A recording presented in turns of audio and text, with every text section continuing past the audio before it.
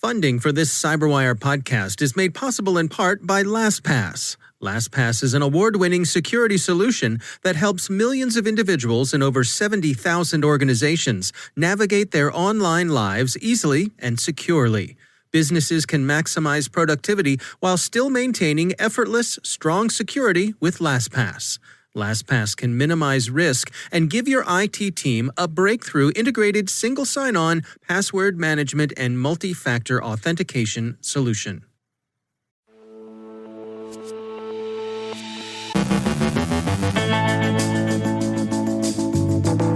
Denial of service attacks continue to cripple New Zealand's NZX stock exchange. The Empire criminal market has exited and done so with its users' funds. U.S. authorities have filed for civil forfeiture of Hidden Cobra's stolen crypto assets. An Instagram hijacking campaign is underway. Qbot and Emotet are back and together again. The former Green Beret who allegedly spied for the GRU offers an insight into his alleged motives.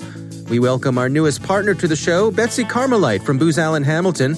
Our guest is Mark Calandra from CSC on their 2020 domain security report that revealed shortfalls among the Forbes Global 2000.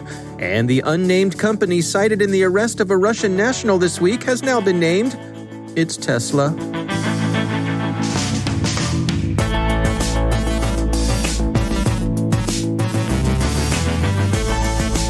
From the CyberWire studios at Data Tribe, I'm Dave Bittner with your CyberWire summary for Friday, August 28th, 2020.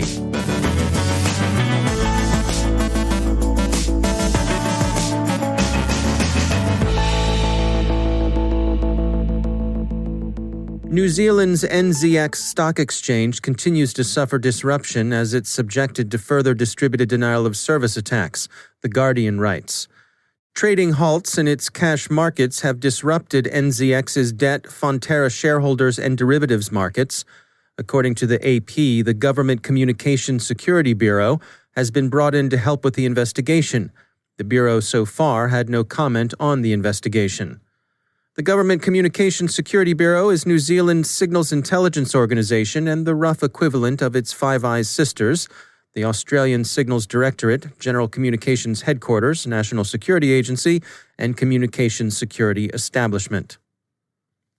Digital Shadows thinks it sees unmistakable signs that proprietors of Empire, the largest and most trusted English-language cybercriminal marketplace, have shut down and absconded with their clients' money. Empire offered a wide range of contraband. In Digital Shadow's list, the offerings included drugs, of course, software, especially malware, databases obtained from various sources, including open media reports, counterfeit goods, especially forged identification documents like driver's licenses and passports, various guides and tutorials, goods purchased with stolen credit cards, various fraud items like bank accounts and information dumps, and finally, various security and hosting services attractive to the underworld, such as VPN subscriptions and bulletproof hosting. Empire's contribution went beyond simple listing and included other middleman services designed to make transactions run more smoothly and reliably, escrow services, an easy user interface, and customer support to address problems and complaints. It seems it was, as is usually the case, the funds in the escrow accounts that were looted. On August 20th, a moderator of Empire's Dread forum space announced that the market was fighting off a distributed denial of service attack, but that it remained committed to its traditions of excellent, reliable service and would be back better than ever. Posts on the 21st and 24th urged people not to spread false narratives, that all would be well, and that Empire was still working on that DDoS problem. On the 25th, a post announced success. The DDoS had been defeated, and by the way, Empire wasn't planning to abscond with anyone's funds because, after all, they hadn't disabled withdrawals. But on the 26th, the moderator said that he or she was crushed and ashamed by my admin's apparent decision to disappear with your funds. The moderator had believed in Empire until the bitter end, but now the money was gone. Digital Shadows emphasizes that Empire's exit is a very big deal for the underworld. The market had been a rare, reliable place for criminal transactions. The researchers predict a turn from markets to old-school criminal fora and an increase in the use of private channels of communication. Checkpoint says that Qbot has resumed mal-spamming this month. The banking Trojan, which has been in use for more than 10 years, has acquired some new functionality, an email collector module that extracts the victim's email threads from the Outlook client and uploads them to a remote server. Proofpoint reports that Emotet also has returned and that the TA-542 threat actor is using it to install Qbot. The Wall Street Journal reports that U.S. authorities are moving toward civil forfeiture of cryptocurrencies stolen by North Korean government hackers. The Justice Department yesterday moved to seize 280 cryptocurrency accounts used by North Korean government hackers who stole more than $250 million from various cryptocurrency companies around the world. One of those companies was based in the U.S. The civil forfeiture filing targets accounts North Korean hackers and their Chinese agents used to launder some $300 million stolen over the last 2 years. The Journal quotes Acting Assistant Attorney General Brian Rabbitt of the Justice Department's Criminal Division as saying, quote, "Today's action publicly exposes the ongoing connections between North Korea's cyber hacking program and a Chinese cryptocurrency money laundering network." End quote. Trend Micro reported this morning that another campaign designed to hijack high-profile Instagram accounts is in progress. Like an earlier series of attacks, the hackers in this case are Turkish-speaking. The earlier attacks had used email. Phishing emails ask users to confirm their account to receive a verified badge. Should they click the Verify Account button, the email presents. They're taken to a page that's set up to harvest the victim's email address, credentials, and date of birth. Upon harvesting these, the threat actors have all the details they need to modify the information for recovering a stolen account. The current round uses text messages instead of emails. The message tells the recipient that a recent post of theirs contains copyrighted material, that the copyright holder has complained, and that the recipient's account will be deleted. The text message, however, offers the recipient the opportunity to appeal their account's imminent cancellation. A link in the message takes the victim to an appeal form. Filling it out gives up the victim's credentials and then redirects the victim to a page that redirects them to their own homepage, lending the appearance of a successful appeal. The criminals use the stolen credentials to change the email associated with the victim's account, and from that point on, they have control of what they're looking for. In this case, the usual skepticism anyone should regard a request for credentials ought to provide a degree of protection. So should multi-factor authentication. And in this case, the poorly written, non-native English usage should also be a dead giveaway that this isn't legit. The Washington Post reports that former U.S. Army officer Peter Raphael Zabinski-Debbins, charged with spying for Russia's GRU, has written a confession acknowledging his contact with the hostile intelligence service.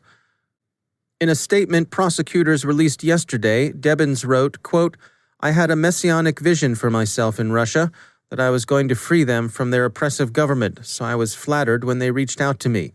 In addition, I was concerned what they would have done with my wife's family." End quote. Thus, the motive for Mr. Debbins' activities seems to have checked 3 of the 5 letters in the hoary old counterintelligence acronym MICE. It wasn't the money, but ideology, compromise, and ego all seem to have been involved. The alleged treason thus seems to have been overdetermined. And finally, circumstances surrounding the arrest and arraignment of a Russian national in the U.S. in connection with an alleged hacking conspiracy have become clearer.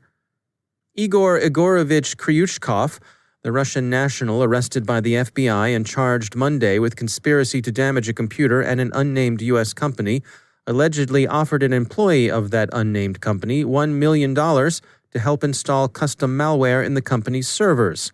The unnamed company has now been named. Teslarati reports that the intended victim was Tesla, and specifically its facility in Sparks, Nevada. The employee Mr. Kryuchkov approached declined the offer and worked with the FBI to make their case. The malware the conspirators wanted to install is believed to have been ransomware. Other conspirators are presumably in Russia, where they're safe from extradition to the U.S., and probably formulating vacation and honeymoon plans to avoid the more U.S.-friendly legal systems.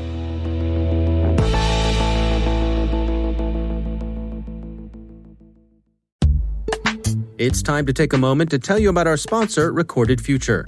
If you haven't already done so, take a look at Recorded Future's Cyber Daily. We look at it. The CyberWire staff subscribes and consults it daily. The web is rich with indicators and warnings, but it's nearly impossible to collect them by eyeballing the internet yourself, no matter how many analysts you might have on staff, and we're betting that however many you haven't got enough. Recorded Future does the hard work for you by automatically collecting and organizing the entire web to identify new vulnerabilities and emerging threat indicators. Sign up for the Cyber Daily email to get the top trending technical indicators crossing the web. Cyber news, targeted industries, threat actors, exploited vulnerabilities, malware, and suspicious IP addresses. Subscribe today and stay ahead of the cyber attacks. Go to recordedfuture.com/cyberwire to subscribe for free threat intelligence updates from Recorded Future. And we thank Recorded Future for sponsoring our show.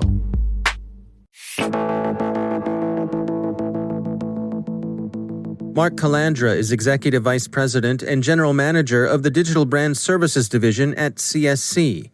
He joins us with insights from CSC's 2020 Domain Security Report, which revealed significant enterprise domain security shortfalls among the Forbes Global 2000.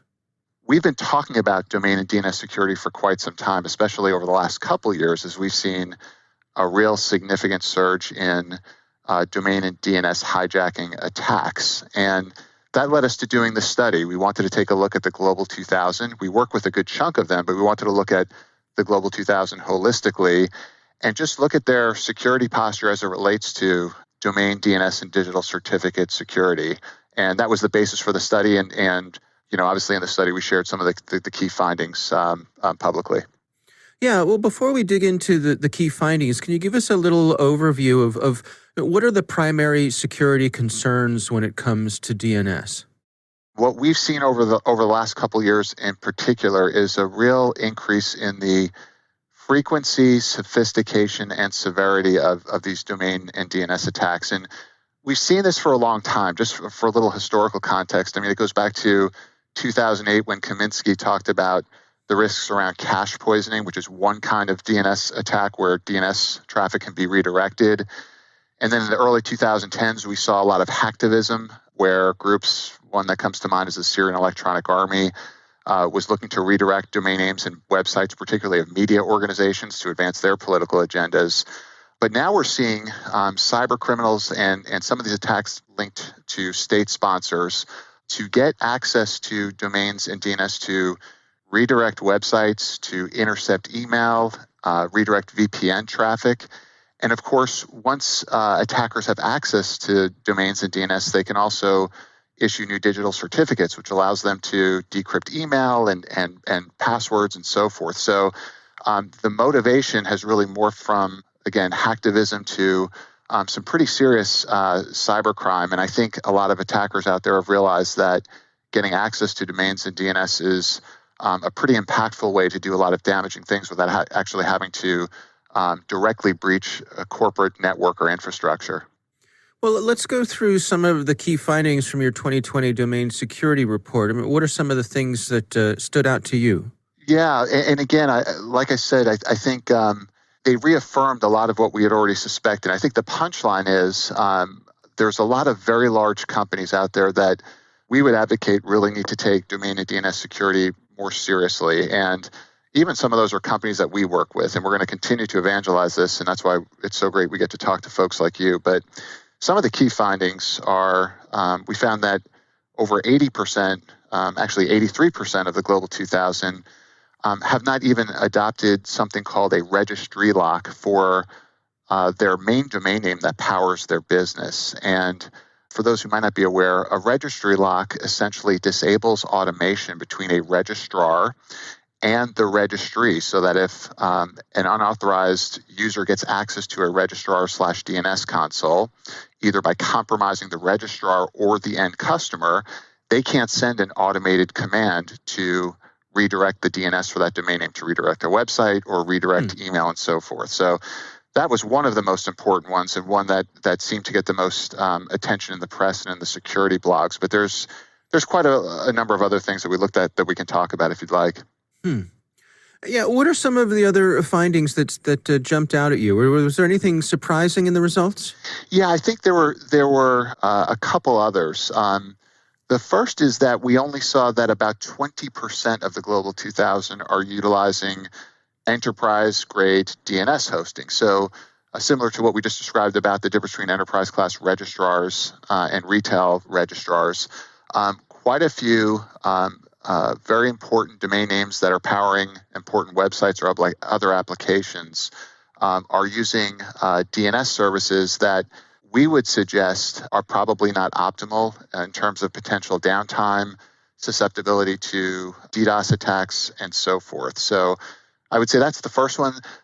The other one that we talk about quite a bit, I wouldn't say it's surprising, but we found that only 3% of these companies are utilizing DNSSEC, which is an important security control to mitigate those cache poisoning attacks that we talked about before.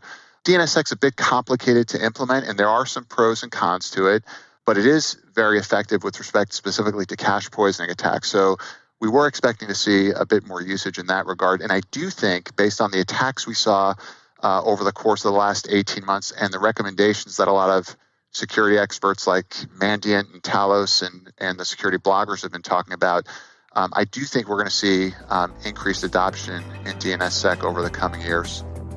That's Mark Calandra from CSC. There's an extended version of our interview available on CyberWire Pro. Check it out on our website, thecyberwire.com.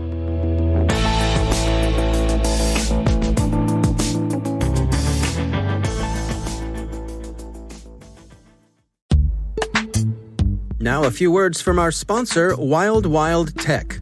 It's a new podcast about technology, and I think you'll like it. Wild Wild Tech is filled with weird and interesting stories about technology and the surprising ways it impacts culture.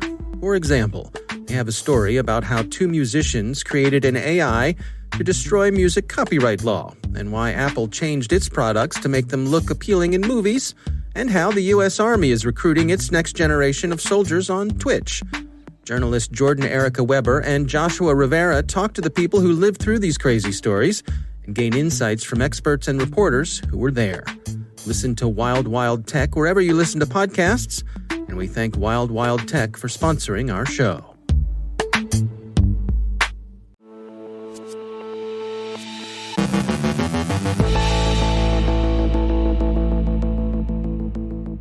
And I am pleased to welcome to the show a new partner. It's my pleasure to introduce Betsy Carmelite. She is a senior associate at Booz Allen Hamilton. Betsy, welcome to the CyberWire. Thanks very much. Well, before we get going and start talking to you about some of the technical things we're going to cover, let's get to know you a little bit. Can you give us a little bit of your background? What's your professional journey been like? Sure. Primarily, it's been in intelligence analysis, and in the last 15 years, I've focused on cyber threat analysis. I've worked across the intelligence community, the Department of Defense, in federal government agencies, and in the commercial spaces, looking at cyber adversaries, and more recently looking at how to reduce an organization's attack surface by combining threat intelligence, vulnerability management, and threat defense operations, and looking at really the technical ways adversaries can exploit our networks and how to prevent that from happening. Can you give us some insights? I mean, what's your day-to-day like these days? What's a typical day like for you? Really diving deep and looking into threat actors, training analysts, as well as how to look at threat actor TTPs, tactics, techniques, procedures, having them map those to vulnerabilities to understand if those vulnerabilities can be exploited by those TTPs.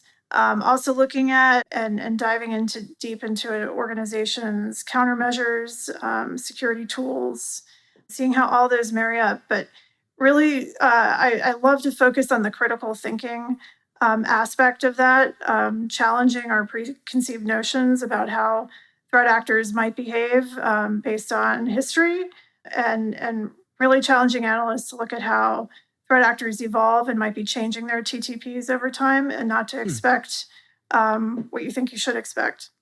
Can you give us some insights into that? I mean, how do you spread that message with your team? How do you instill that value in them? Sure. I always challenge them to look at their sources, look at the sources of their information, try to characterize their sources, look at how in the past a source has reported, or if this is a new piece of information, and do we hold biases about that information that they're looking at?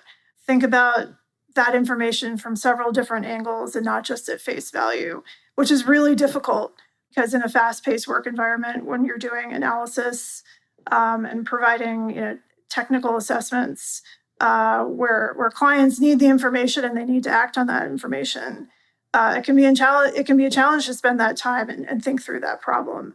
But that's really critical in getting the right kind of assessment and the thoughtful kind of assessment to a client.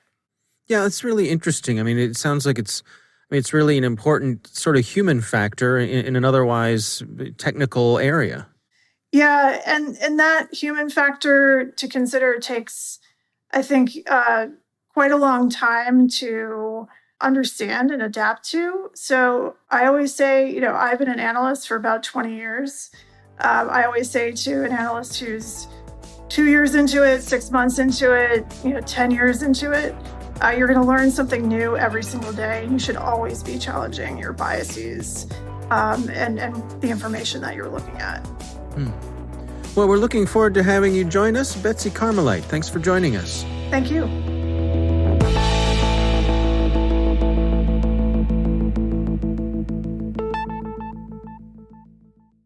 Thanks to all of our sponsors for making the CyberWire possible, especially our supporting sponsor, Proofpoint's Observit, the leading people-centric insider threat management solution.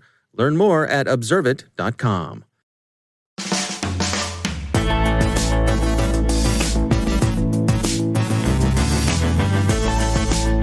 And that's the CyberWire. For links to all of today's stories, check out our daily briefing at thecyberwire.com. And for professionals and cybersecurity leaders who want to stay abreast of this rapidly evolving field, sign up for CyberWire Pro. It'll save you time, keep you informed, and it's 99.44% pure. Listen for us on your Alexa smart speaker, too. Don't miss this weekend's Research Saturday and my conversation with Jen Miller-Osborne from Palo Alto Network's Unit 42. We're discussing attackers cryptojacking Docker images to mine for Monero. That's Research Saturday. Check it out. Don't forget to check out the Grumpy Old Geeks podcast, where I contribute to a regular segment called Security. Ha! I join Jason and Brian on their show for a lively discussion of the latest security news every week. You can find Grumpy Old Geeks where all the fine podcasts are listed. And check out the Recorded Future podcast, which I also host. The subject there is threat intelligence, and every week we talk to interesting people about timely cybersecurity topics. That's at recordedfuture.com/podcast. The CyberWire podcast is proudly produced in Maryland out of the startup studios of Data Tribe, where they're co-building the next generation of cybersecurity teams and technologies. Our amazing CyberWire team is Elliot Peltzman, Puru Prakash, Stefan Vaziri, Kelsey Bond, Tim Nodar, Joe Kerrigan, Harold Terrio, Ben Yellen, Nick Valecki, Gina Johnson, Bennett Moe, Chris Russell, John Petrick, Jennifer Iben, Rick Howard, Peter Kilpie, and I'm Dave Bittner. Thanks for listening. We'll see you back here next week.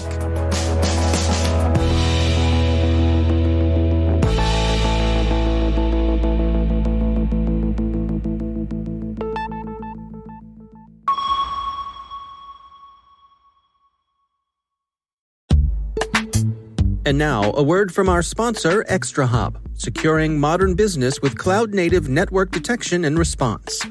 The massive shift to remote work has turned the reality of work on its head. With cloud and multi-cloud adoption, comprehensive visibility is more important than ever. But in order to protect your business, you need more than unified visibility. You need intelligence response workflows so teams can collaborate easily and act quickly. ExtraHop helps organizations like Wizards of the Coast detect threats up to 95% faster.